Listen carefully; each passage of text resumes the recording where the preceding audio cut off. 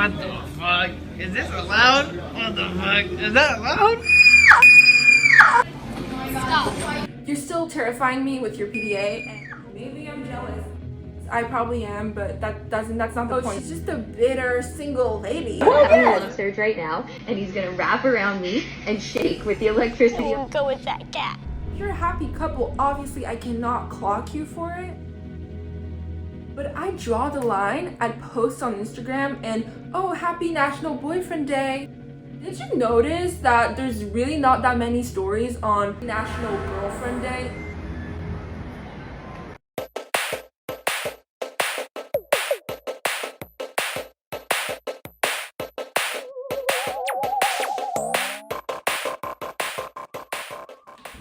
Hi, my name is Dalia, and I'm trapped in the closet. Okay, I'm really sorry if I scared you with the yelling, but like today I'm scared. Today I'm really scared. I'm going to talk to you about one of my biggest fears in the entire world, my worst nightmare, people in relationships. And look, from the get-go, if you're triggered, I don't know, maybe you are, like you're in a happy relationship and you're like, oh my god, girl, like don't come for me. It's not about like you specifically. It's about like the general concept of people in relationships, like who drift away from their friends, who are completely sheltered from the outside world. And I really wanted to talk especially about that, like being the friend of someone who's completely absorbed by a relationship, usually with a bum man. Like it happens too often. Like it's one of the biggest sources of suffering in the world. So it must be addressed. I mean, if not a single girl, I mean, who is going to say this? No one will. Because when people are in love and in that daze, goodbye. There's nothing to say. There's nothing to do. And you know what? I thought it was really fitting because spooky season, October, all that. This is very spooky, very terrifying. Very terrifying, people. I think you've all had that friend who, you know, starts talking to a guy. It's always a guy. It's always, no matter who your friend is, it's always a guy. It happens with a guy. And you know, they start like talking and then they're like, oh my god, like I think I really like him, and like we talk every day and stuff, and he's just like such a sweetheart. And you're like, good for you. Oh my god, good for you, girl. Like go off, like, you know, get it, good for you. Like everyone would want that. It's amazing, you know. And being like in that honeymoon phase is just so amazing, you know. It's like a rush, so you can't be mad at them from that point. And you notice that this relationship is starting to grow. You and your friend are starting to drift apart, and it's like, what's happening? And then they just stop talking to you. Oh yeah, that happens. People will just stop talking to you because they're in love. Like, what the fuck? The point is, they come back 3 months later. You don't understand. Like, he broke my heart. Like, I really put all my trust in him. Like, he's a bum. And then you're like, yes, girl, like he's a bum, but like, where were you? And then they go back to that ex constantly. Oh my god, like what the fuck? I'm mad. Like, and that's why I'm making this video, because maybe you were that person who had this terrible friend who just kept going back to their ex. Maybe you are the friend who always goes back to their ex, and then your friends have to endure that behavior. Or maybe, I don't know, you're even the guy in question. Now, the thing that pisses me off the most about people in relationships, and just about like people who, you know, have a boyfriend like almost constantly, is, you know, one thing I have to say before I talk about the scary part, I do think there's something quite sad about it, is the fact that like in society, friendships are so much less valued than like romantic relationships, which is like so sad. I don't understand. Like, this is the reflection that had like brought me to this video in the first place. We should value friendships so much more, because something about friendships is so much realer and so much less like based on like, you know, endorphins and chemicals and, you know, some like primal desires. It's like something much deeper. Usually you relate to people on a very deep level, and you speak to them about very important things, whether they concern you or they concern the entire world or whatever. They're kind of the like best thing you can get, like apart from like a therapist. Like, good friends are vital. They're vital.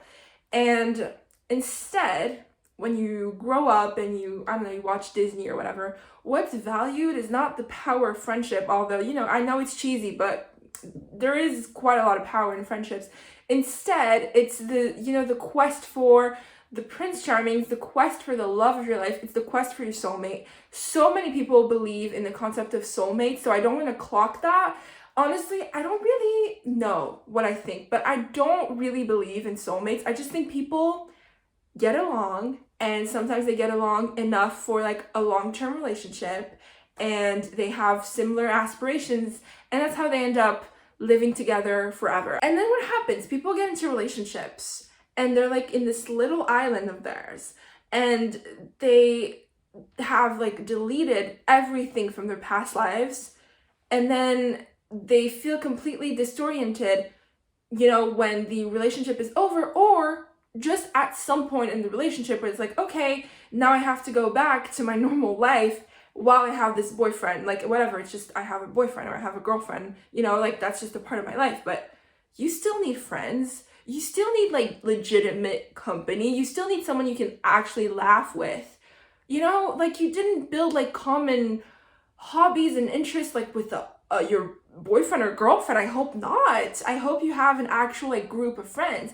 But you know, that happens way too often. People will just shelter themselves entirely from the world in their little like coupley bubble, and then they have no friends, and that's so sad. Have you never heard of married people complaining about the fact that they have no friends? Like, that's the saddest thing in the world, having no friends. I think obviously the worst part of it all is PDA. PDA. Stop. The worst instances I've seen, obviously people just fully making out, that's insane. I think it's just too normalized. That's why you might be like, I don't see the problem. But I see a problem there. Are you kidding me? It is like bright and early, and you're making out in a fully packed mode of transportation. Like, that is crazy. Like, don't you guys have any place to meet other than that? And, you know, okay, maybe, you know, like, where are they gonna do it? But honestly, I hated when there was, like, PDA at my school, but I'd rather there be PDA at the school. I feel like that makes more sense. Because, you know, schools are basically just, like, huge rooms full of hormones and people who are attracted to each other, and only, like, 1 out of 12 people actually make a move. So I don't know how many couples even come out of a 200 people lecture. So if people do end up, you know, committing the great offense that is PDA, I'm not gonna clock them. You know why? Because they could have done it in the subway. They could have done it, you know, worse than that. They still have done PDA, which is terrible, but I can forgive it. Like, I can, you know, parole, you know, yeah, with parole. That's like my verdict. The worst thing you can do, you know, this Halloween, you really want to terrify a bitch, you know, get a cheesy ass couple's costume. I'm thinking like Barbie and Ken, even though the movie's a year old. Oh my god, that would terrify me. And then PDA, but not like making out, like something really terrible, like holding hands. Ah! I'm gonna yell, I don't know how many times, but what the fuck? That's insane. Like, where in our like biology does holding hands happen, and why does it make sense? It doesn't exactly. So why are you doing it? Think really deeply. Why are you holding hands? I'm giving you like a few seconds. Yeah, you're doing it so that everyone knows that you're dating. Girl, we can tell. You're walking shoulder to shoulder with a man who is gross and you are gorgeous. So we already know you're dating, like just with that part. And then you're like, no, I want people to know that we're like intimate. I really want them to know that. I really want them to gather all the clues. It's like when you watch a movie and like they showed this clue earlier in the film and then the clue pops up again, but they feel the need to show you a flashback, and then you're like, I didn't need the flashback. Now I feel like I'm in Blue's Clues. Like, I'm not that stupid. Like, I understood that we saw that earlier. I was paying attention. You know, you did this 30-minute exposition. Like, of course I knew what you were talking about. You didn't have to show me the flashback. It's the same thing. Like, you guys are standing side by side and you are essentially wearing the same Aritzia wardrobe. I don't need you guys to hold hands on top of that. Like, I'm not brain dead. Like, I understand. And you know what? If I didn't understand, what was the problem there? Like, that I was gonna go up to your boyfriend and be like, hey, do you want to date me right now and have sex with me? No, I wasn't gonna do that. No one was gonna do that. You're standing next to a girl. People catch clues, or they have enough ambiguity to not piss you guys off. And at the end of the day, when you're trying to protect yourself and being pissed off and disturbed, you end up pissing off and disturbing everyone else.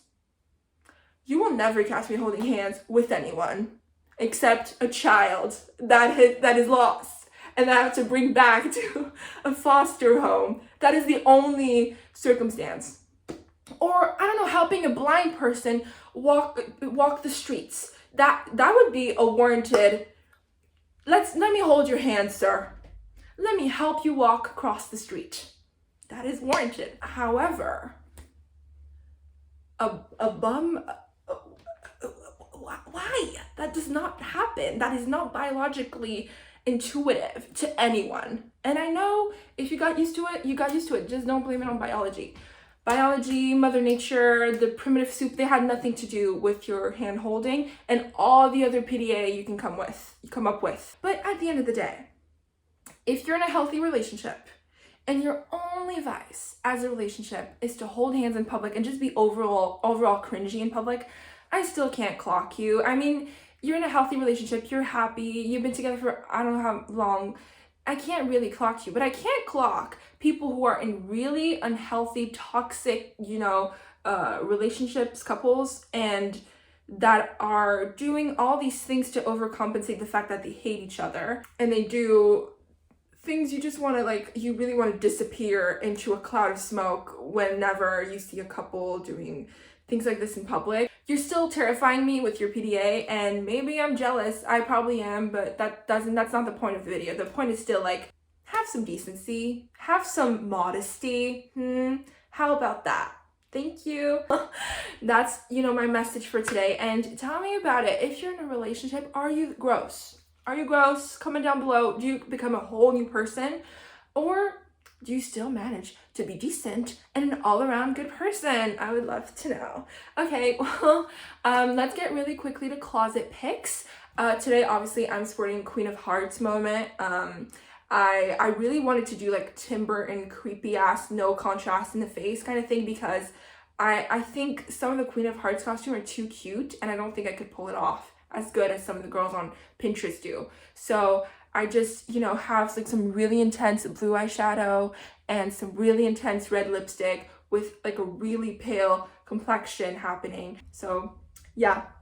And no matter what you say about my makeup, you have to admit that I have a forehead big enough to pull it off. I also have these in my bra, but obviously they kept falling down because it's, things being in a bra are meant to be held down by gravity.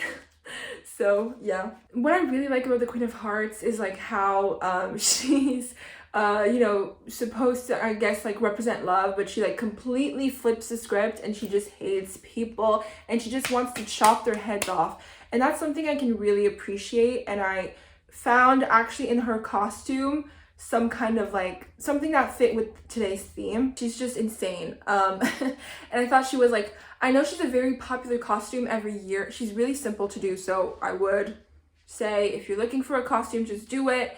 But I mean, don't make her into a couple's costume. That pisses me off, because she's literally the definition of an independent woman. You cannot do a couple's costume with Cheshire Cat or the Mad Hatter. What the fuck did she have to do with the Mad Hatter? They were all scared of her.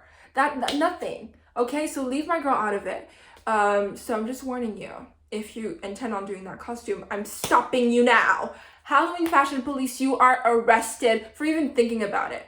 Okay, well, I'm out. If you're happy in your couple, good for you. I can never clock you for that. I just really hope you're healthy and genuinely happy. And if you're not, girl, it's fine. Just, you're better off on your own. Trust me. I'm gonna go back in now, and I'll see you next week for more spookiness. And stay safe, because these couples, they will not hold back. Oh, no, they won't.